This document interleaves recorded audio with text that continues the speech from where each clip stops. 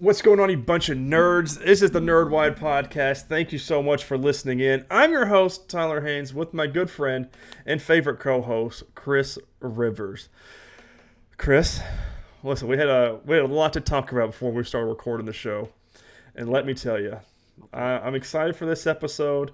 Fantasy football is a joke, and I am. So it's just football. Period. NFL. It's just a joke, anyways. And I'm ready to record this podcast. Chris, how's your week been? The week was pretty good. Work went by fairly quickly, Mm-hmm. right? The weekend flies by quicker though, so it's not Yeah, it's not fair. I don't not appreciate it. not at all. No. Uh, but yeah, pretty quiet week, pretty stress free. Oh, I Enjoyed gotta it. love those. Yeah. Mm. Mm, mm, How's your mm. week? It's been pretty decent. I've been playing a new game, which I'm referring to the Madden Killer. So we'll talk about that later. That's a little hint and tease for everybody to stick around to watch the end of the show for games. Uh, the next couple of weeks are going to get stressful. Next week is Zoe's, my oldest child's birthday.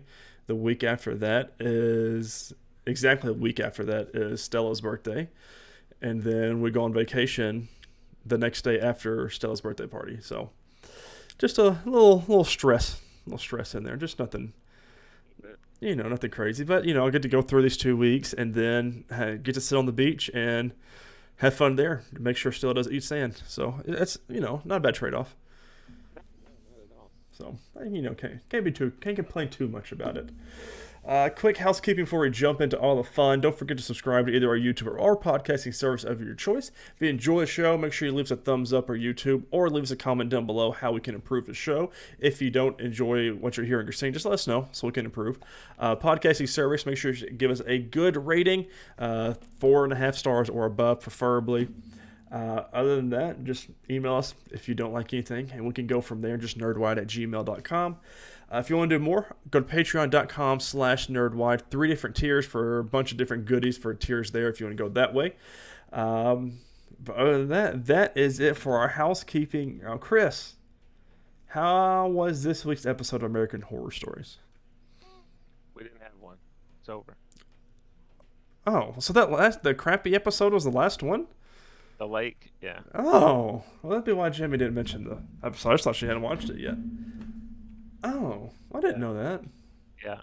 I, Right. I think in the next few weeks, I think we're going to get the new season of the main show. So Oh, that's okay. probably, Oh, so you also have more content coming then. yeah. Oh, good. Good, just in time for Halloween. Wonderful. Uh, which brings me on to the movie we watched this week. I just a little butthurt about it. We'll get there. Um, I just want to go ahead and say it, The Shining, right? So Jamie and I are sitting there. That's when she texted you last night. We're sitting there, and I was like, oh, it's just a psychological horror. It says something crazy. It's not like there's ghosts or demons or anything. She says, what do you mean there's no ghost? I said, it's just a psychological horror. He just goes crazy. He wants to kill his wife. She said, okay. And that's when she texted you that. And I was like, oh, okay. So there are ghosts. Which it wasn't anything.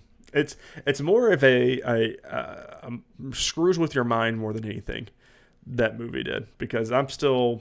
We'll talk about when we get there. And we'll full spoilers, obviously. Chris, you been watching anything else? TV wise, everything, man. I kind of had this week off, so I'm ready for that. We've got a week from today, Big Brother ends. So that frees up a lot of my hours. I'm not watching, like I said in the pre-show, I'm not watching a whole lot of live feeds for the past 3 weeks because it's just kind of boring with 4 people, and I'm just like, I just don't care. yeah.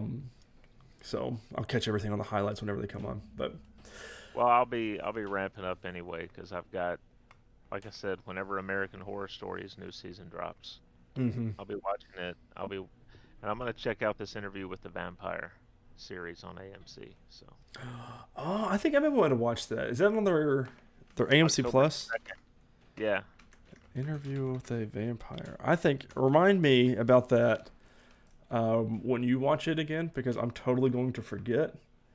yeah. But I've been interested in it. Oh, Sam Reed's in it. Okay.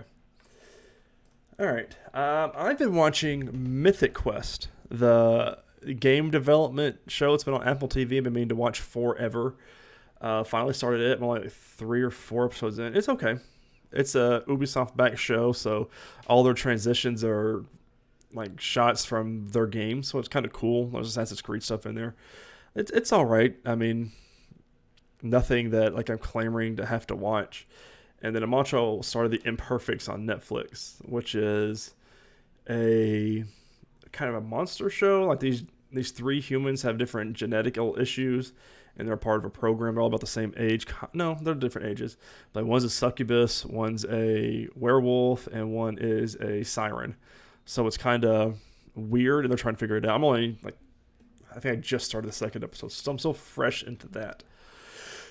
But something I'm not fresh into is She-Hulk episode 5. Full-on spoilers for those who don't know what we do here. We do all of our nerdy recaps of our MCU and DC shows that we like to watch, and The Boys and things like that. Which, The Boys spin-off show, The Boys V, or something to do with the V. It's the little unit, the college for superheroes, which I'm so excited. They just wrapped filming today, so I can't wait to get into that one.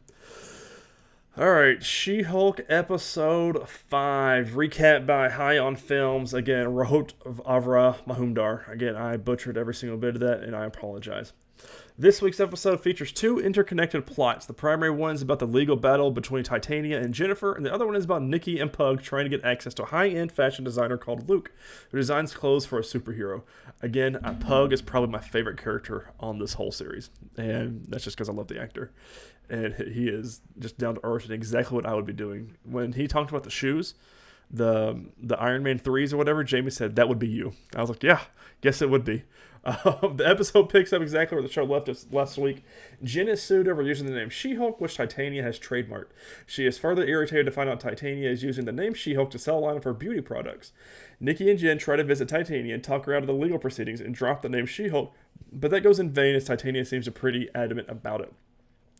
At GLK and H, Holloway assigns Mallory Book as Jen's attorney for the case against Titania, even though it initially seems like it's going to be an uphill battle for She-Hulk. As Jen's name against Titania's claim, the matter becomes pretty much easy when Mallory presents all the people Jen has dated as She-Hulk by the dating app, just by using her name. This show's great, man. I laugh so hard every episode, and this one is no different. I love that they didn't just throw that away, though. Right. It had a purpose into the show. Like, we're just like, okay, she's trying to date people. No, that also had a purpose to her name. So smart, man. Oh, so good. However, all of them say that it is She-Hulk and they're interested in and not Jen, which is a bitter big blow for her. That doesn't stop Jen from proving that it was her who originally used the name She-Hulk much before Titania trademarked it. The judge gives a ruling in Jen's favor. To celebrate, Jen goes out drinking with Mallory. In another part of the city, Nikki and Pug go to meet a high-end fashion designer named Luke, who specializes in making clothes for superheroes. After some struggle, they manage to connect Jen with him. Luke takes pride in his work and promises to make Jen a costume that is going to work for her both ways. At the end of the episode, Jen goes to pick up a costume and seems really impressed with Luke's work. Right after she leaves, the camera pans to a mysterious round box where we see a yellow and golden helmet with horns. I wonder who that could be. I have no idea.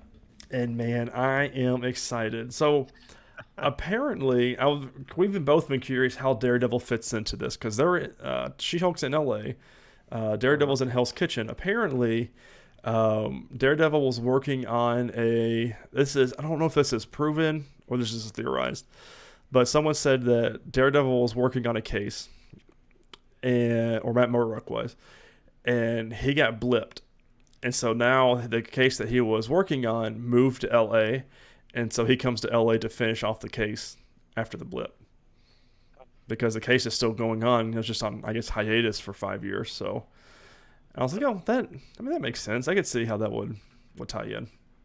I wonder if Jen's law firm will be the one picking up the case. Maybe she's defending the person that he's attempted to prosecute. Right. And I'd be down for that. We'll have both of them on the other side. Oh, man. Yeah. I'm just excited to have Matt Murdock back. Next week, he's definitely going to be in it, right? The only thing, they just dropped this teaser just for nothing. We know he's in the show, but is he in it just in the finale, or will he do 2 or 3 episodes? From what I was from what I read somewhere early on, he is a bulk of the show. So, I mean, we're 5 episodes in now. So, yeah. So he should be in for multiple episodes, in theory. Again, we don't have a big bad, which I don't think we're going to, but I'm okay with at this point. Yeah. Unless it's these people using Asgardian construction tools. But yeah, that was... Well, they contacted somebody. Mm-hmm. The leader. Yeah. So that hadn't paid off since episode 2, though. So, No. So we're still out here. Really enjoyed this episode. Had a lot of that Marvel humor, which I really, really, really enjoy. The Luke, the fashion designer, cracked me up the whole time. Everyone talking about Jen's just bulky and ugly She-Hulk uniform she wears for when she's at work cracks me up, and and then Pug with all of his shoes, and I'm just all about it. So yeah, it was a good episode. No post credit for whatever reason. You give us 4 episodes with 4 post credits, but the 5th one you just say, nah, we're good. The only thing I can think is that they wanted that image of Daredevil's helmet to be the last thing you thought of. That's a good point. Kind of say, hey, we're giving you this, you don't need anything else. But in the concept art, the little artwork at the end before the credits, there was one with Nikki and Pug was showing Nikki all of his shoes. So if you go back and look, the shoes there's a Thing shoe, there's a Cyclops shoe. I'm trying to think. There's like other ones like that, just of all the superheroes, and we're like, these guys haven't been introduced, but it's just a concept art. So I mean, it just maybe just been for fun, but which I'm like, makes you think, Chris. It makes you think. It's like we've said before, they don't do anything by accident. Right. So. Oh man, I'm so excited. I'm ready for more of this. But just a good episode. I really like the court case episode of the week. Not Freak of the Week like Smallville. It's just what's the court case episode of this week, and I think it's fun. It's just how you introduce just these superhero issues, and I do like too how they had to buy the knockoff Avengers gear. Yes, the Avengers. It's so good. Pug was about it though, and I'm like, I'm with it. It's good. Oh man! Next week, episode 6, which is a little over halfway of the season, and then we go. I think that dumps us into Black Panther 2, or gets close to it at least, and which can't wait. Last we heard, they were still doing reshoots, which boggles the mind. Not a big news week for TV, but one I'm really excited to talk about. Lex Luthor is coming to Titans. I'm going to thedirect.com, and this is by Nathan Johnson. DC Comics' live-action Titans series is heading into its 4th season. The series, of course, follows Brenton Thwaites and Dick Grayson as he leads a group of young superheroes that call themselves the Titans. Season 3 of the series ended October 21st of 2021, and the Titans are forced to go up against one of their own, Jason Todd. One of the most popular villains is set to appear in Season 4 of Titans, Lex Luthor. The character is often associated with Superman is connected to Joshua Orpin's Superboy. When Superboy was created in the lab, half of his DNA came from Superman, half came from Luthor, which I was hoping they would tie this in, and I'm glad they are. The famous DC mastermind will be played by actor Titus Welliver, and with an official image was recently revealed with the new season that featured the actor in full Lex Luthor mode with Starfire. So, I am about it. Let's see. Titan showrunner Greg Walker spoke to the outlet, and it revealed how Welliver came to be cast as a supervillain. Apparently, the actor is a fairly large comic book fan, especially when it comes to DC, and didn't have to be convinced to take the part. Quote, you usually have to do this whole dog and pony show to get an actor to do the show, but when I called and to kind of lured him in, I could barely get a word in. We were talking on the phone, and he was just walking through his library telling me about all of his Wolfman and Perez Titans editions. He's a giant, giant fan. The showrunner also revealed that Welliver is a huge fan of the show as well. He has watched every episode, which is something that Walker did not see coming. He said he'd watched every episode of the show and could tell me about certain stories, certain shots, and plot lines. It was the most unexpected call I have ever had.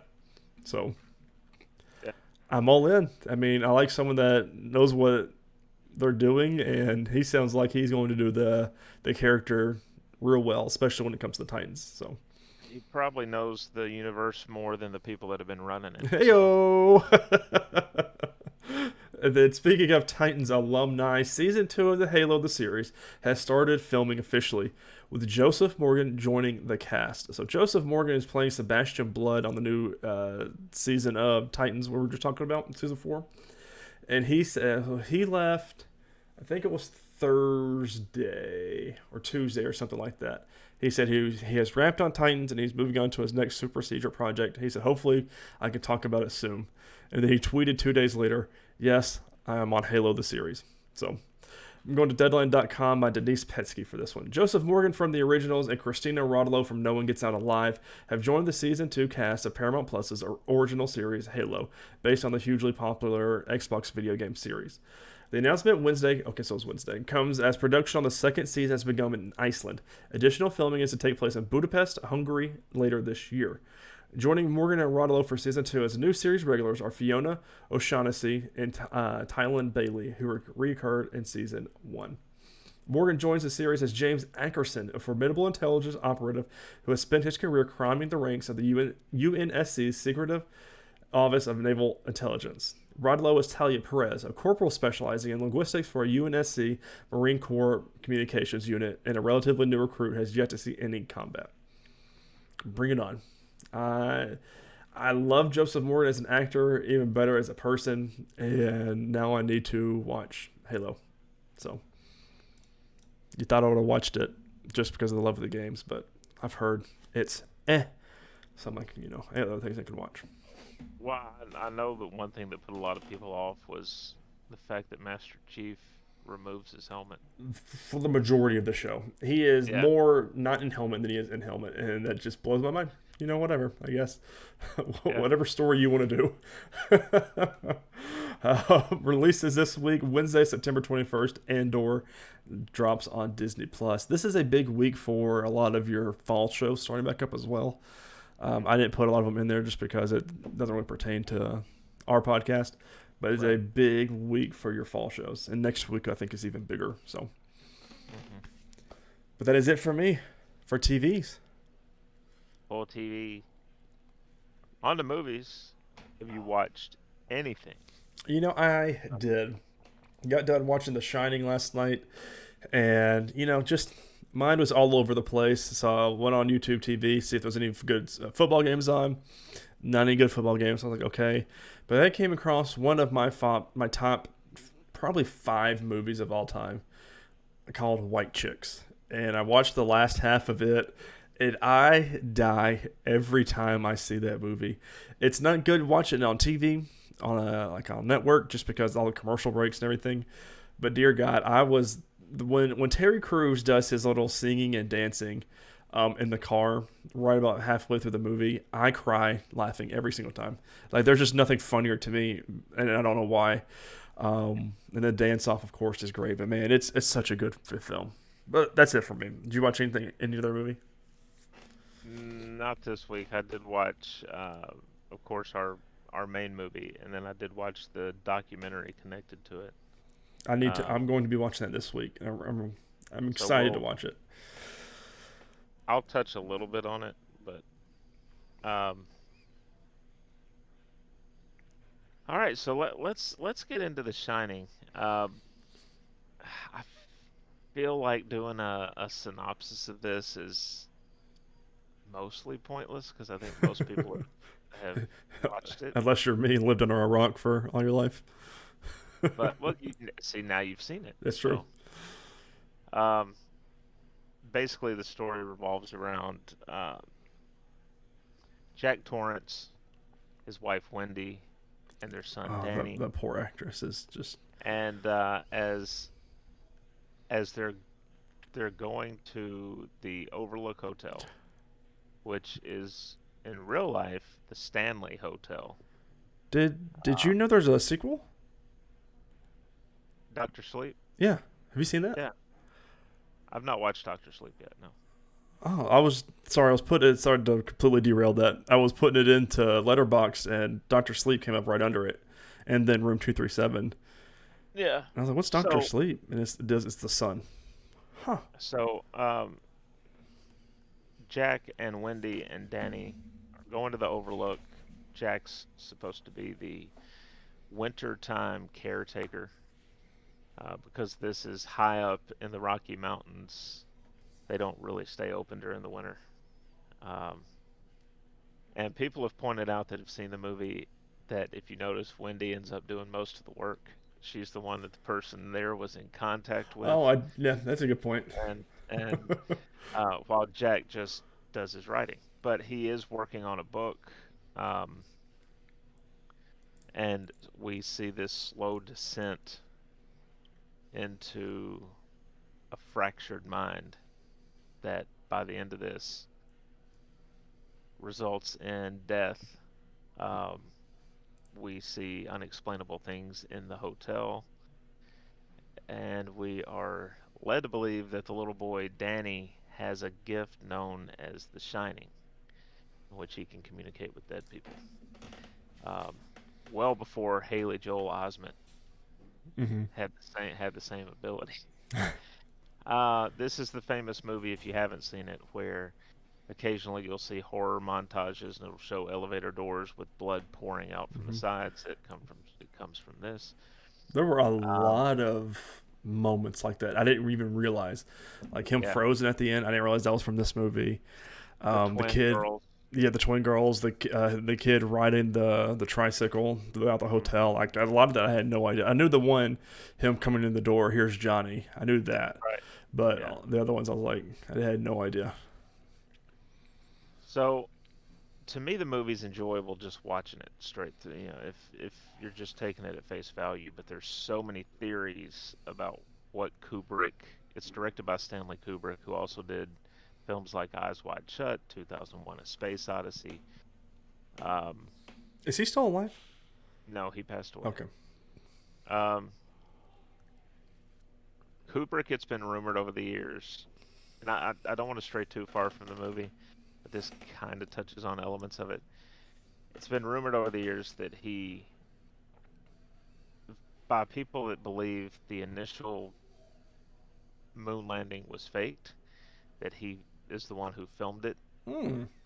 in a soundstage in Las Vegas, um, which is why people notice Danny's sweater has the Apollo 11 space shuttle on it. Hmm. Um, Supposedly, room 237 is tied to this because they say that the moon is 237,000 miles from Earth. Um, Just a lot of little coincidences there. a lot of little things getting dropped in. The story in and of itself, though, is really cool. You do get, and we're going to spoil some stuff here Oh. in discussion. The movie's 42 years Yeah, old, so I so mean it's. there's been opportunity for people to watch it. Um, People still wonder what the ending is about Mhm. because the footage takes place present day at the time it was filmed, so around 1980 or so. Completely forgot about everything. Yeah. Um, but we end the film with a picture on a wall of this crowd of people at the July 4th ball at the hotel from 1921, and front and center of that photo is Jack Nicholson. Mm-hmm. We presume as someone other than Jack Torrance, but we don't really know because the movie never takes that up. It's right at the end. So we Which don't was know like if Jack. 60 years prior to the movie Yeah, setting, which is like that threw me through a loop when it zooms into the end photo. Right, I was like, okay, I'm trying to. Oh, there's the bartender. I was like, okay, and then it kept zooming in. I was like, okay, so I'm supposed to be seeing somebody else here. I couldn't see it until like that last image, and I said, holy shit! I said, that's Jack. Then it shows the date. I'm like, I am so confused because the movie I thought yeah. I was watching, I'm definitely not, and it makes me just want to like I want to watch the documentary this week just because I want to more into it. Now I want to watch the follow up movie at some point when the sun's out, but When the sun's out. because it was made in 2019, so it's going to have a little bit more impactful imagery. I'm I'm trying to remember who's in that. I think it's Jason Bateman. Is that right? Yes. Okay. Um, the this film has so many different theories tied to it, though. Um, so just to give you a heads up, when you do watch this documentary, you really have to pay attention Okay. because what they do is they'll take an overall section of something they want to talk about, and there's different people with different theories that give their theories about this particular section. So someone is mentioning that Kubrick supposedly was trying to draw a lot of parallels to the genocide of the Native Americans. Mm. And there's a lot of Native American imagery in and Well, around the and they hotel. talked about at the beginning that was on top of a burial site, and they had to kill a bunch of Right. Indians to make the hotel. And Right. I was like, we've seen Poltergeist. We know that's not smart. Right. Yeah. Uh, uh, there's another guy that talks about Kubrick, uh, not in a bad way, but having this fascination with um, the Holocaust, Mm. and studying it, and how that picture at the end, it zooms in, and then you get the transition shot to a headshot of Nicholson, Mm. right? When you look, if you go frame by frame, as it makes the transition, his hairline from the wider shot is superimposed directly over his upper lip, and Mm. it gives him a Hitler type mustache. Hmm. So some people think that he was drawing a lot of parallels to the Holocaust with things and images that were here. The elevator doors don't open when the blood comes out, and supposedly that was his way of stating that although we're responsible for a lot of this blood that's been spilled over the decades, we're not willing to accept it. Right. So the doors stay closed, but the blood's not going to stop. Um, and then, of course, I sent you an article where they put out there the Wendy theory Mm-hmm. that all the bad stuff in this movie is in her head. She's suffering a psychotic break.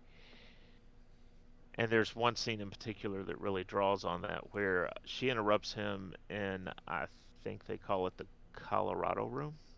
He's Yeah. typing. It's this big Right in open front of the space. fireplace. Yeah. And as she comes up to him, everything's fine. And then he sees her and he rips the paper out of the typewriter. Mm-hmm.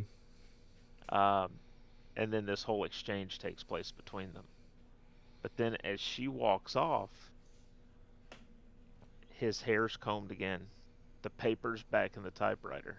Mm-hmm. And he just goes back to typing with this really confused look on his face. And people have said that the theory is that she imagined the whole conversation, that she just walked up to the table and stared at him and then walked off, which Mm. is why he's confused.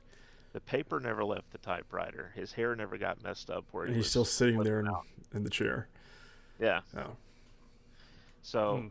there's so many theories about what's going on with this film that it it's something you could, if you really got into it and got interested in it, you could probably watch it a dozen times and And it still still walk have a out. different, yeah. Because that was crazy with me, like the whole naked chick in it. And I was like, all right, when he goes up to the room, and she said there was someone in the bathtub. I was like, there's no one in the bathtub. And then it turns into some older lady with sores and pus everywhere on her. And I was She's a like, decomposing corpse. yeah. And I was like, ugh, I just don't. The whole film, like, is still messing with my head because I don't know what to believe. There was obviously something going on there because he's talking to was it Grundy? Uh-huh. Grady. And he was talking to him when he was in the food pantry, the food room. He was locked in there, and someone unlocks that door from him when he's having this conversation in his head or to this Uh-huh. person. So I'm like, so obviously there's ghost spirits that are doing something. But now, like, I'm like, did the kid or her unlock it? And we just didn't see that, or was it really a ghost kind of thing? Because the whole movie threw me through a loop, Yeah. and it blows my mind. Like the poor chef that was there was just trying to check up on the kid, Yeah. and walks in and gets an axe straight to the chest and just is done. I was like, okay, that's that poor thing. Yeah. So it was. I enjoyed it. I gave it three stars out of five, just because it's I still have I have to place my head of that era in time, Yeah. because like a lot of things like just weren't really scary to me, but at the time it would have been. But it's just, I don't know. It's still a good movie. Like, I still recommend it, and I kind of want to watch it again just to see. Like, it's interesting me enough to watch the documentary on it, because I want to know these theories. I want to know what really happened. I hate that the director is dead, because I want him to write a book and lay out everything that really happened. But it's just one of those that there's so much mystery behind it, because I don't know like what. Because like you sent me that theory, and on one hand I want to think, oh, it's just them in the 1980s not having a continuity. They call them something. There's a certain director and producer that has that job to make sure everything is exactly what it was before they retape the film. And I want to say, oh, it wasn't, but then like it's too coincidental to not be that theory that's all in her head, especially in that scene, because the paper being back in there, him being confused, the hair being back. I'm like, it's just, there's too many, and surely they wouldn't have that many mistakes. But and then just the whole movie, I was thinking Jack Nicholson's the Joker, and which he got after this movie, and I was like, I can see why they cast him as the Joker. He is so good at what he Yeah. does, and I was like, Yeah. oh man, that was great. Oh, what a film. Yeah, Kubrick did not make mistakes like that. If something made it into the film, it made it in for a reason. Right. And I And don't know if he did it just to be a dick to say, you know what, this is where we're going to mess with people 42 years from now. So I'm going to keep doing this. you never know. Right. Um, the maze scene, I like. I Mm-hmm. like the chase out through the maze. Kid was Um, very smart. yeah, very very smart. I gave this 5 stars Yeah. for me. It's such a phenomenal film, and it's one of those that, like you said, it makes you want to go back Mm-hmm. and see it again. And part of that is all the theories. Um, And Nick, the wife, the ugly wife, could have easily crawled through that window, by the way. She only had it halfway up. I'm like, push it the rest of the way and just jump out. I mean, the whole time I was thinking, I was like, oh, it couldn't have snowed that much. And then they show the outside of the window and it's all, piled up there. I was like, okay, yeah, it did. That's why people don't go up maybe a little bit, there. a little bit, but yeah, the pantry scene where he gets locked in, and I kind of subscribe to the theory that she went back by and she unlocked it, Mm, if it really happened. right, Because again, if all that's in her head, we don't know. right. Um, there's so much stuff. The carpet changes directions. Yeah. So it's just like Y- you don't know what scenes are real and Right. what is made up, because Yeah. like I could believe that theory of her being crazy, but we got the scene of him at the bar by himself the first time, and then we also got him with the naked lady in the room 237 when she wasn't anywhere around. So I'm like, maybe she was just imagining it, but why would she imagine a decomposing corpse there? And then how was, oh, see, but I don't know if, because like if she's imagining it all from the picture she saw of him in the 1920s, she said, picked that guy out and just picked him out exclusively. How does the kid working with it? Unless, I don't know. Like I had a hard time trying to think of who's really psychic and who's really seeing dead people. The kid, obviously, but then I was thinking, okay, so is Jack, but or Johnny. And I'm like, so if Johnny is seeing these ghosts, he's talking to a bartender, and then there's one scene where he's got the whole party going too. I'm like, okay, so maybe he has some sort of abilities as well, and that's what's going on. I don't know. I mean, this whole thing was trippy, and I'm still tripped out by it. I don't know what to believe anymore. But and I think this is in the article that I sent you. Um, as so the theory is every time you see from behind Wendy Mm-hmm. looking out at other people, it's stuff that's in her mind only. So there's a scene where she and Danny are sitting in a room watching television, right? We're looking at it from behind them. So Right. this would be Wendy. There's a film, I think, playing on the TV. But people have pointed out for years, if you look on the floor and all around it, that TV's not plugged in. Oh, So it's not real right. because you have to have electricity. Yeah. So who's imagining that? Would Kubrick, with all his experience, have actually made an error like that? No, especially one that's so noticeable. Like if you, like, I'm sitting there thinking back to it after reading it as well. It's like there's so much negative space behind the TV. Like that's Hmm. intentional. Like to say, hey, It's this is not drawing plugged your in. attention. Yeah. Yeah. So, oh gosh, this guy had to go and die and not give us any answers. I don't like that. I will say this before we leave the topic of the movie. Stephen King was not a fan. It's Really? based, it's based on his book. I get why he didn't like it. It strays from the book a lot. Okay. And then the book was very personal to him because, not just because he wrote it, he was dealing with alcoholism at the time. And they put that in And there.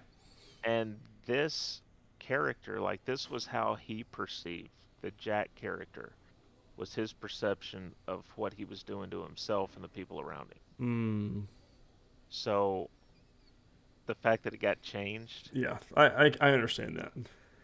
he just wasn't a fan. So anyway, 5 stars for me. You gave it three. Hmm. All right, you're gonna watch 2, 3. I'm interested in your thoughts next week on two, three, Yeah. seven. We can touch some more on that. Hocus Pocus also for next week, so Hmm. that's gonna be a nice little rewatch for both of us. I hadn't seen Cleanse that the in, palate, yeah, I hadn't seen that maybe 20 years. cleanse the palate a little bit from The Shining. The next week we'll get Hocus Pocus 2, then The Birds. So those are the next three. Oh, I'm excited. It's gonna be. I really like all of our movies this year.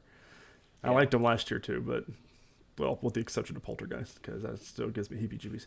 But other than that, All two right, years let's ago, get I to guess that the. was. Was it 2 years? Because I was at the old house for Oh yeah. Poltergeist. Oh yeah. All right, on to the news. First up from GamesRadar.com and Bradley Russell. Look, I get the easy names. You're right. Uh, Stranger Things David Harbour joins Neil Blomkamp's Gran Turismo movie. David Harbour's character will be the driving force behind the movie's lead. Um, says the Stranger Things stars joining the cast of District 9 director Neil Blomkamp's PlayStation adaptation as a retired driver who teaches the teenage lead how to drive, according to The Hollywood Reporter. According to the outlet, Gran Turismo will be the ultimate wish fulfillment tale of a teenage Gran Turismo player whose gaming skills won him a series of Nissan competitions to become an actual professional race car driver. That likely takes its inspiration from the real life story of Jan Mardenborough, the race car driver who went from the Gran Turismo Academy through to racing for real in Formula 3. Film set for release August 11, 2023. I'm down. I like David Harbour a whole lot, especially from Black Widow as well. And And soon to be hmm Thunderbolts. and I didn't. I guess I haven't really paid attention to the story of it, of what the movie's gonna be like. Hmm. But this sounds awesome. So a Gran Turismo player becomes a professional race car driver with David Harbour as your mentor. Yeah. Yeah, Okay, I'm in. yeah, not bad that. Next up from the Hollywood Reporter's Aaron Couch. Wonder if he writes from his couch. I don't know. You might So, Sony sets Karate Kid movie for summer 2024, pushes back Craven and Madam Web. just keep pushing them back. Just, yeah, who cares? Uh, the studio also made a number of smaller changes, including for Chris Pratt's Garfield and Adam Driver's 65. The Karate Kid franchise is getting new life in theaters. Sony's Columbia Pictures has set a date for a Karate Kid film slated to open June 7, 2024. No filmmakers or other details were revealed, but it's described as the return to the original Karate Kid franchise. So, I'm a going. question here. Go ahead. Is this going to be tied to Cobra Kai, Nope. or are we going to? They've come out and said, I forgot, John Hertzman, the showrunner for Cobra Kai, has said it is not related. And which begs my question: how are you going to be returned to the original Karate Kid franchise and it not be related? Which makes me so mad because it says, "Hey, Cobra Kai is popping off right now with everybody around the world. How do we get money off of that?" Is what Sony's doing. And so they said, "Let's go back to the original Karate Kid." Well, how? You've got Ralph Macchio, guy who plays Johnny Lawrence. I'm blanking on his name right now. I follow him on Twitter and everything. And how are you going to go back to the original, but they not be involved? I don't understand that. The original they could. So it said the original franchise. Mm-hmm. They could bring Hilary Swank in. She's already been in Cobra Kai. No, Hilary Swank is not, but she's going to be.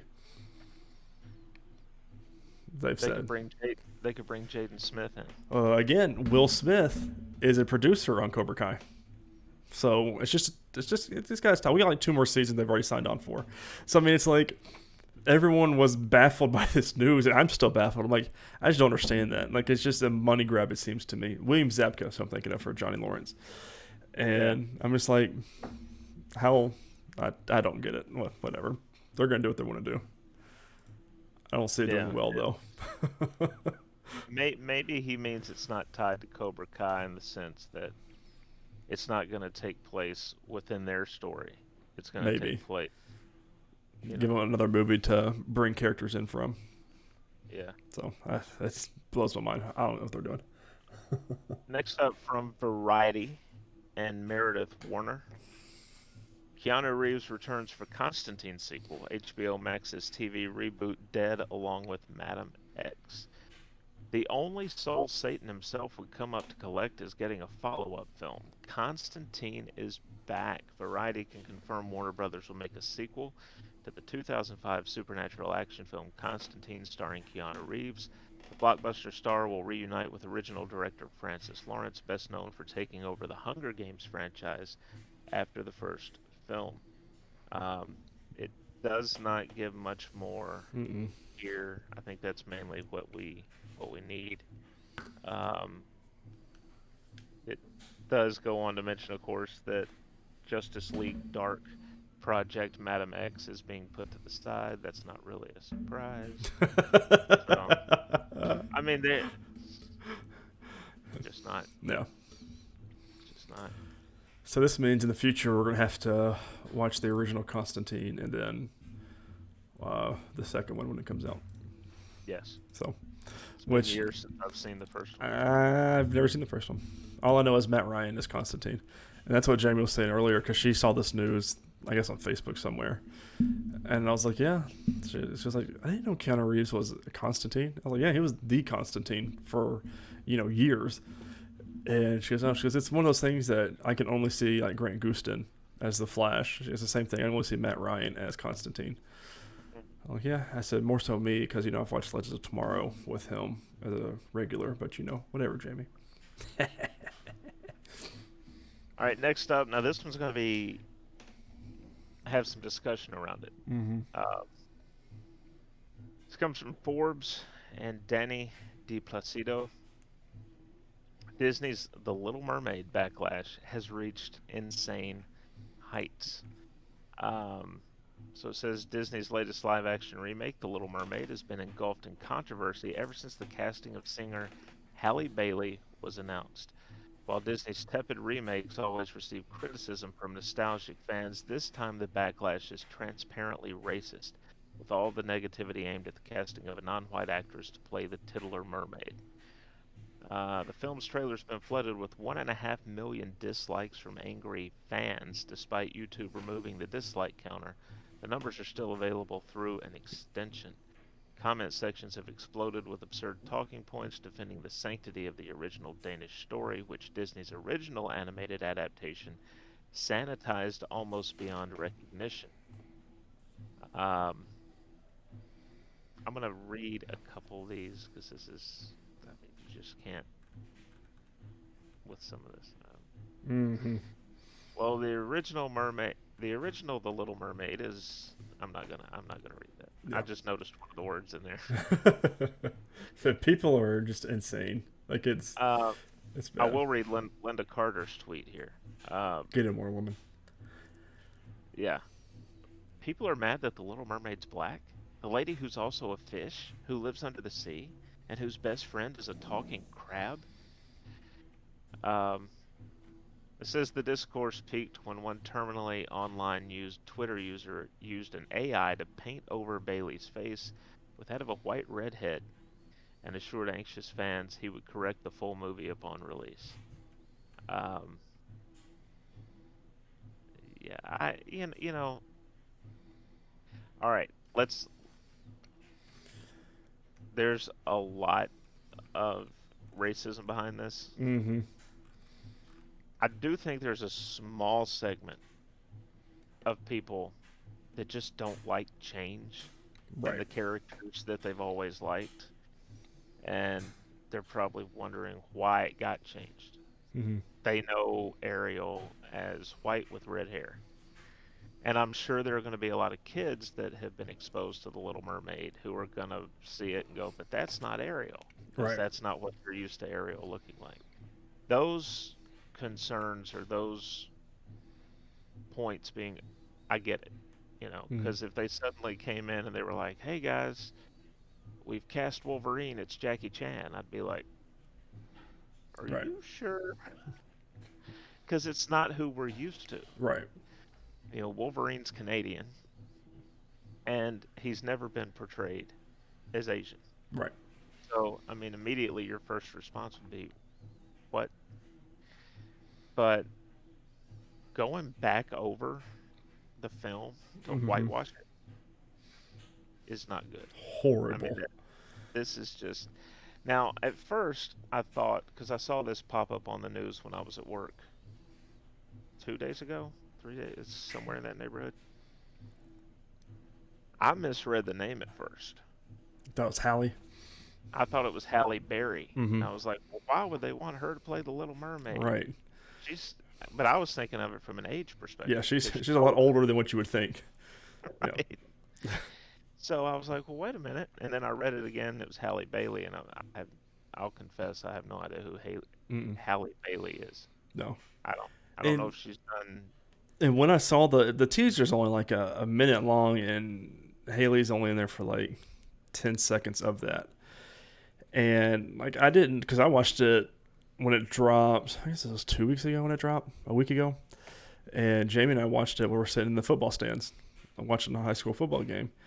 And I said, because I could hear it too, I held up to our ears. I said, she sounds great. And I said, I don't see, because when she originally got cast as it, was a little bit of an uproar then. But I was like, okay, there's people always griping about something. And then this trailer dropped, and it has just been steamrolling. And Fox News has picked it up, of course. Say, And like people are calling it woke and woke actor and stuff. First off, I cannot tell you in one conversation I have ever used the word woke, or have not, or anybody that I've ever known use the term woke. So that's something else I've always got another issue with. But I'm like, with you, I didn't even think about it. I'm curious with Stella because she's got Little Mermaid toys. They're all white, and so because this might be one of her first movies we go and watch in theaters because we're getting towards that age where she'll sit down and watch the majority of a movie without being distracted. And so we're wondering what movie to do that with. And I mean, this will be on Disney Plus too, so I might do it then. I wonder if, I mean, she's almost turning 4. She doesn't see race. I mean, we don't teach that. I mean, my best friend's family and him are black, and so was their kids, and she never says anything, of the sort. So I'm very curious to see if she even notices or cares. So it's, but it'd be a good little, I guess, experiment to see, because right or wrong with your point, kids growing up seeing, knowing their hair will be white, seeing a black actress, but I don't like people just. Why does it matter? Like I guarantee that a lot of these tweets and a lot of these people aren't even going to see the movie, didn't even care to see the movie, or even planning to see the movie, but are making racist. Like a lot of these people are just down a hateful and rude. Which we've been as a nation. We could do a whole podcast on the state of our nation and all this other nonsense, and just being predominantly racist somehow, some way still, after everything we've been through. But it blows my mind the people that are commenting this stuff. And Halle Bailey is on Twitter and she sees it, and I'm just like, how? Because she's younger. I think she might be 19. How old is? And just could you imagine seeing you're being a Disney princess and all of this happening? It blows my mind. So I wasn't planning on watching it, but I probably will. she's 22, so just to give some of these people the proverbial middle finger. right. Like, I'll give it another view. Uh, She's a I singer. She's a Grammy Award, 5-time Grammy Award nominated singer. yeah. So I mean, like, I'm excited because she sounds great. So It's I the other thing that I'm curious about, Disney's been under fire recently because Florida's governor has been mm-hmm. trying to use them to get himself votes from the far right, basically. Uh, so I wonder how much of that are the people that he's catering to, Right. taking up the cause of his, coming out against Disney. Political agenda. Also, yeah, but you do have to think. Now, Warner Brothers has been dealing with a completely different situation where the actor involved in something has created controversy, Mm-hmm. and they just keep kicking that can down the road. But you do start to think, we saw this not involving race, but involving gender a few years ago with Ghostbusters when they Mm. came out and they were like, "Hey, we're going to do an all-female version," and people were like, "What? Why?" Right. And what I don't think it was for a lot of people. I don't think it was so much that it was an all-female cast. I think it was that they didn't really connect it to the original films. It was like, we're just going to start the whole story over, and here you go. Bob's your uncle. And it upset people to the point that they then started planning after that film did not perform as well as they wanted it to. They started planning a continuation film Mm-hmm. where we got one of the descendants of one of the original Ghostbusters taking up the profession, as it were. I kind of wonder if this film underperforms because of all this, does Disney go out and remake The Little Mermaid again live action and change the casting? You would hope not, because I you don't would want think they them to would. stand behind the decision. Right. But if they see a chance to, I mean, from their perspective, they're going to make whatever money they make off this. Mm-hmm. And if you think you can release another one and make even more money, I don't know. Yeah. I don't And know. they haven't that's why I just Googled too if Disney has come out and made a statement, because some companies come out and make statements when they're getting a bunch of backlash and nothing, radio silent. So Which is that's odd. yeah, which is how Disney is. It's weird. Marvel would come out and say things, but Disney not coming out and saying anything is kind of weird to me. But like, I'm seeing all the positive stuff out of this as well, because there's a lot of children of color coming out saying, tweeting out the reactions. Like one says she's brown like me with tears in her eyes and things like that. Because representation matters, and it always will. And like in this article on Deadline, there's maybe about 10, 15 videos of these kids reacting and with joy and just excited, just because they never had a. You got Tiana; she's the only black princess. So I mean, I just And it doesn't. I just don't understand why people care so much about a right. film they were never going to see anyways. Yeah. But we were going to see because we've got a kid that loves princesses, and I don't think she's going to say anything or even care, but I am curious to see if she does now. But I'm just like, that's makes no sense to me. That's what Right. I hate people. Like, don't be racist. I'm trying to look up here real quick, because another good example of this is something that we just talked about recently, um, just a few minutes ago, and that's Interview with the Vampire. Mm, So, if you take a look, all right, when, all right, let's see. So the Louis character was originally, it's been so long since I've read the books. Um, the Louis character was originally played by Brad Pitt. mm, Okay. And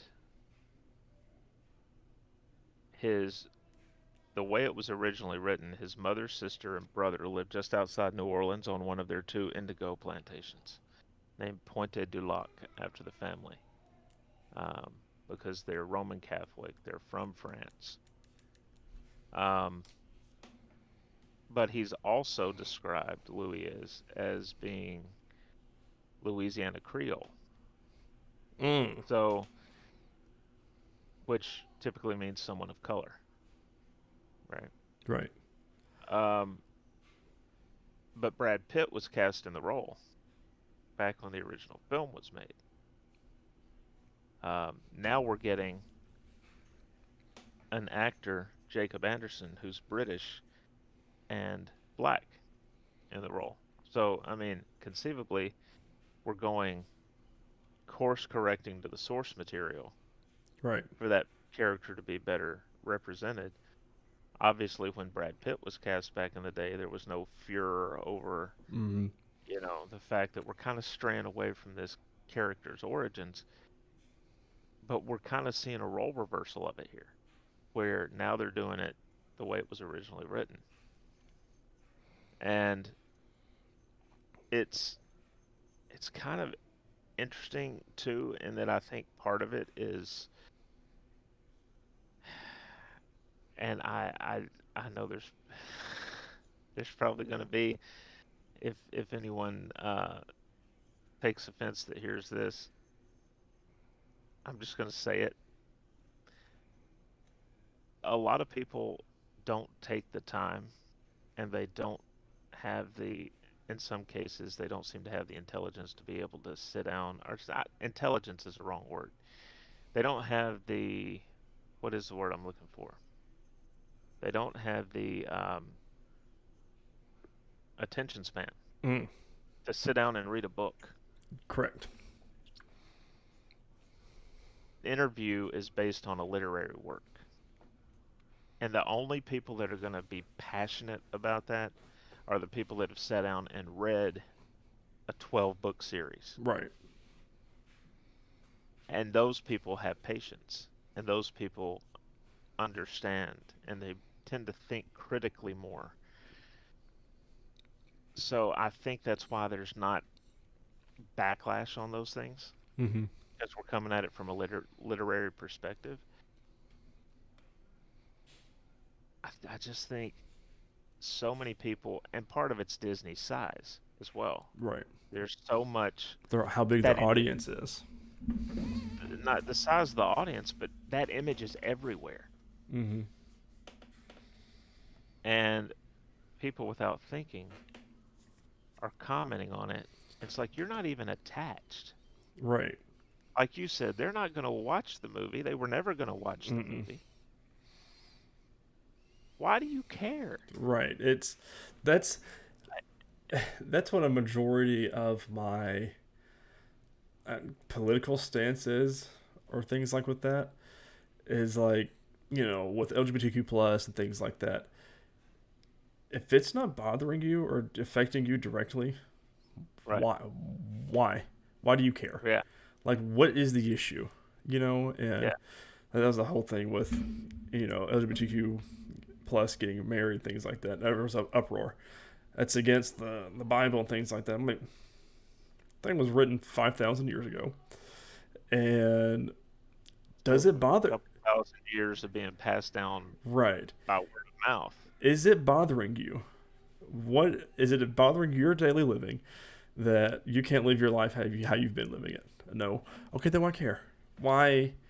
This means so many things to, like I said, all those little girls and kids. Like, Right.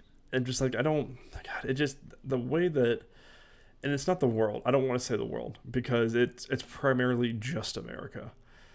Right. And it blows my We're mind. so far we're so far behind Yes. on certain And things. I'm not saying there's not Um, racism elsewhere in the world, because there is.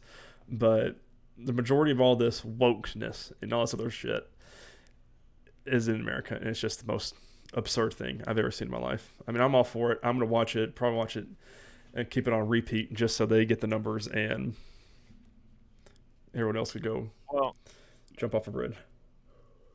the thing about it too is like you brought up the LGBTQ stuff, right? The people that are usually the loudest voices against it are the people that it turns out have feelings that they're Hmm. trying to Their suppress, and insecurities. they can't accept that about themselves because they've been told all their lives it's wrong. Mm. And that's why if you look, there have been a lot of high-profile evangelical preachers over the years that have spoken out against homosexuality, Hmm. and a lot of them have ended up getting busted Yep. sleeping with male prostitutes Or children. or children. Yeah.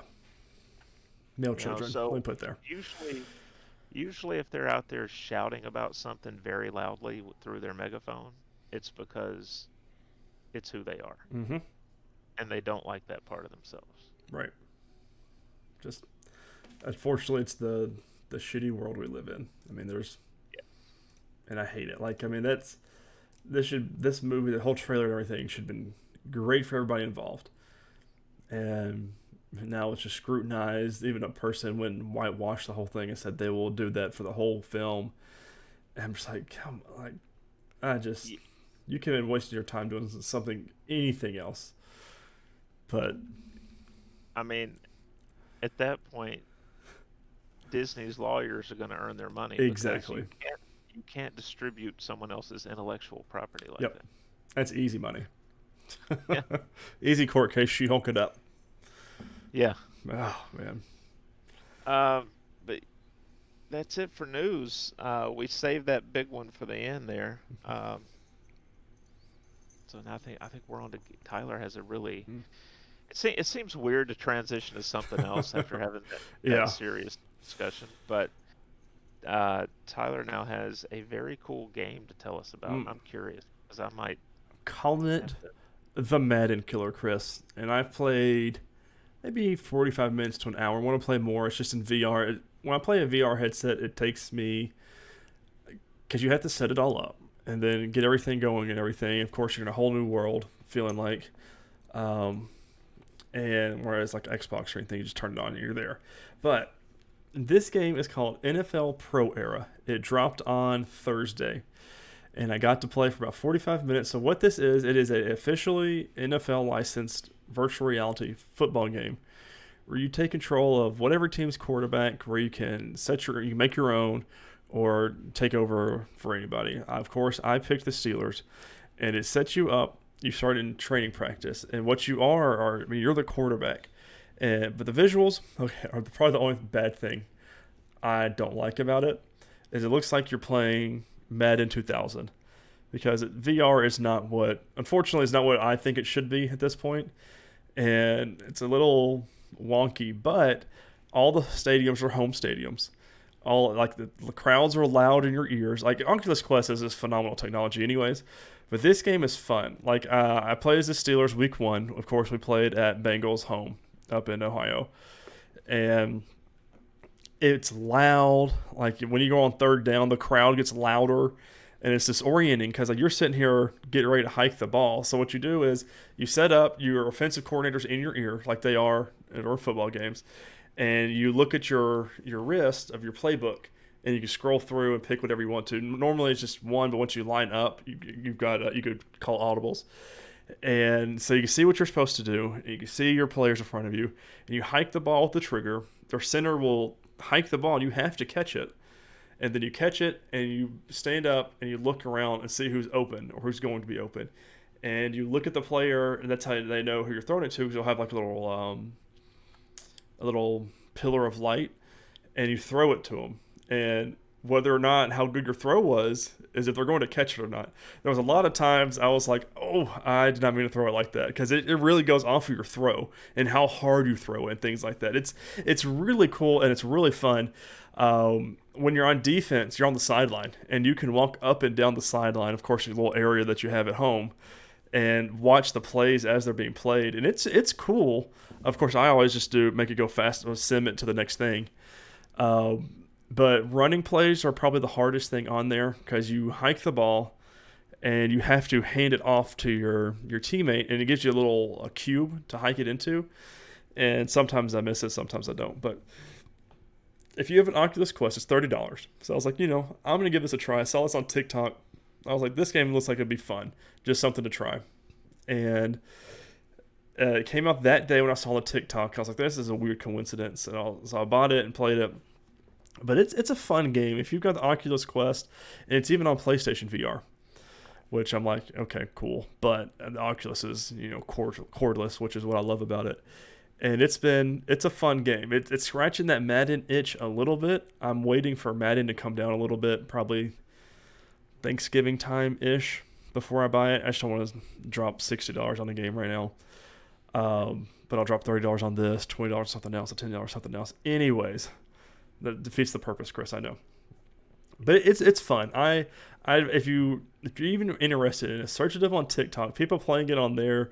It's really funny. Like, you've got a trophy room where, like, if you play a game with no interceptions, your wins, you get a whole trophy room full of your accomplishments, and the goal is to go to the Super Bowl and win.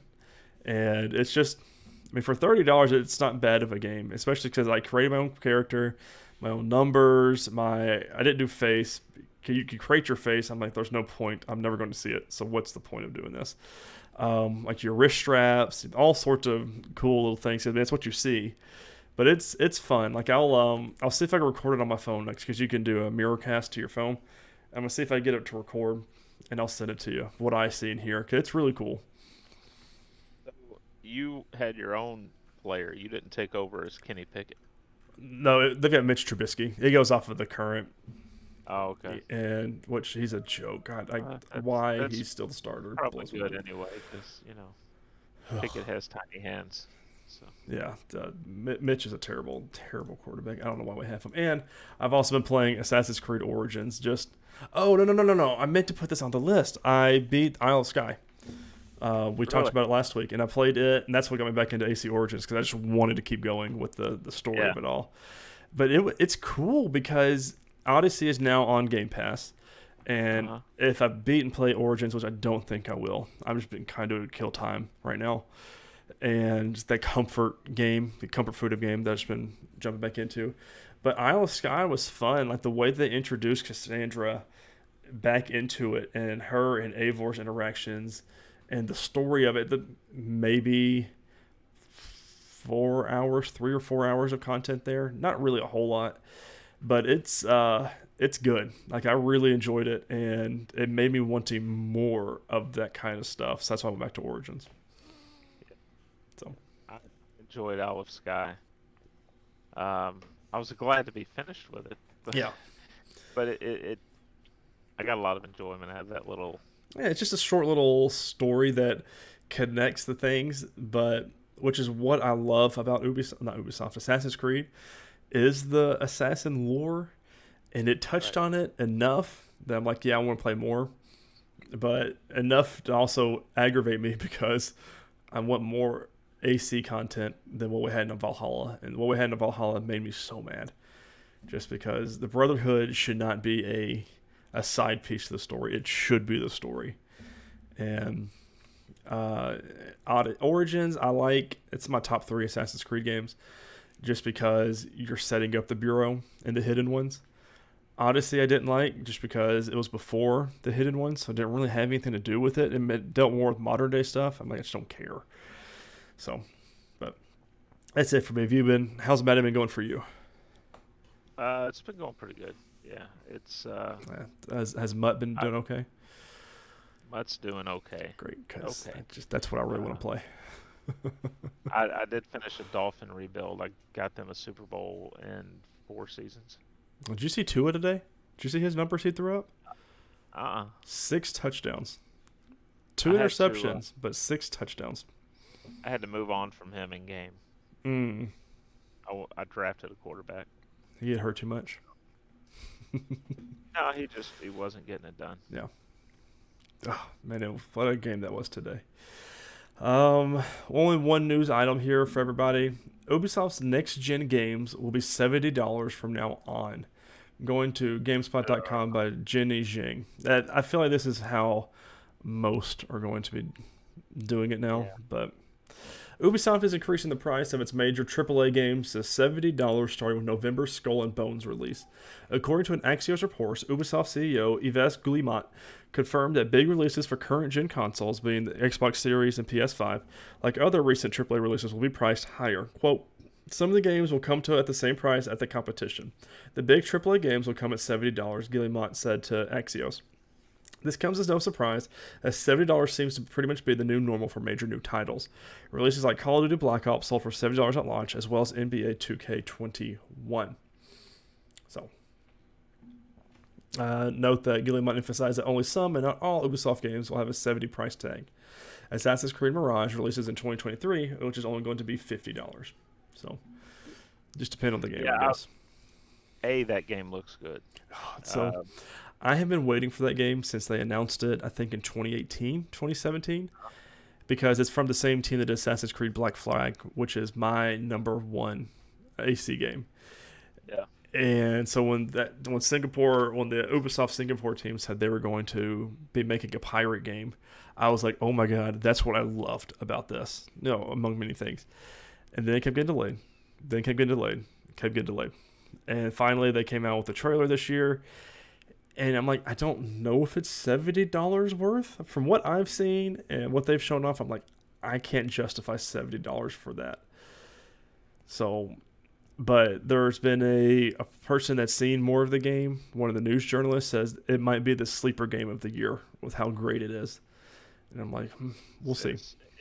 If you're releasing a game that's going to be self-contained, I don't have any problem with a $70 price tag, or if you're doing an ultimate edition for 90 or 100, Right. fine.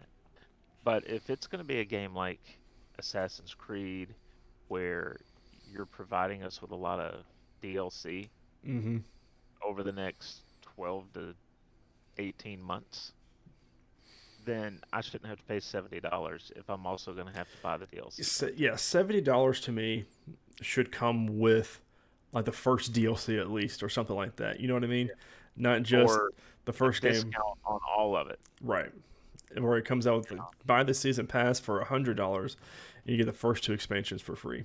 It's it's a controversial thing. People are like, well, that's more for the developers that's working on it. No, it's not. They're not seeing that money. And people are like, well, cost of living and things have increased. I was like, yeah, but the amount of money these people make, they haven't noticed. So, Exactly. That's why I don't want to drop $70 right. on a game. Yeah, I know. Trust me, we know they don't. But if the developers actually saw that money, which I'm talking completely out of my butt here, I don't know what they see and what they don't see. But it's just, I'm like, okay, they're going, that's what Activision's doing too. But I'm curious to see what happens, next year when Xbox buys them, or Microsoft. So Yeah. we'll see what happens. But PlayStation 5, all their next-gen games are all $70, whereas Xbox's, all their next-gen games and everything are free on Game Pass. So, to each their own on that one.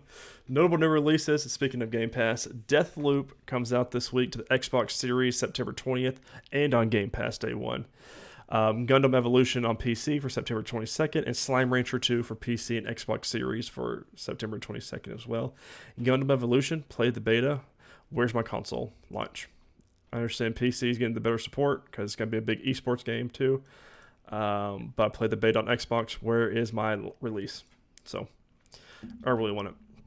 But ladies and gentlemen, that has been this week's episode of the Nerdwide Podcast. Thank you all so much for watching and listening. Don't forget to share it on your favorite social media platforms, and forget to rate and review this podcast on your favorite podcasting service. Social media, you can follow Nerdwide on Twitter at nerd_wide. You can follow me personally at Ty_Haynes. You can follow Chris at MavTN7. On Facebook, you go to facebook.com, search in Nerdwide in the little search bar there, or Nerdwide Podcast. It'll be the first things that pop up. Follow us there. Either one of those two sites are the first way you can find out when we drop episodes, other than you being subscribed to us on YouTube or whatever podcasting service you use. But as always, this has been this week's episode of the Nerdwide Podcast, and we cannot wait to change pace with you and watch Hocus Pocus. Nothing too scary this week, guys. Later, guys.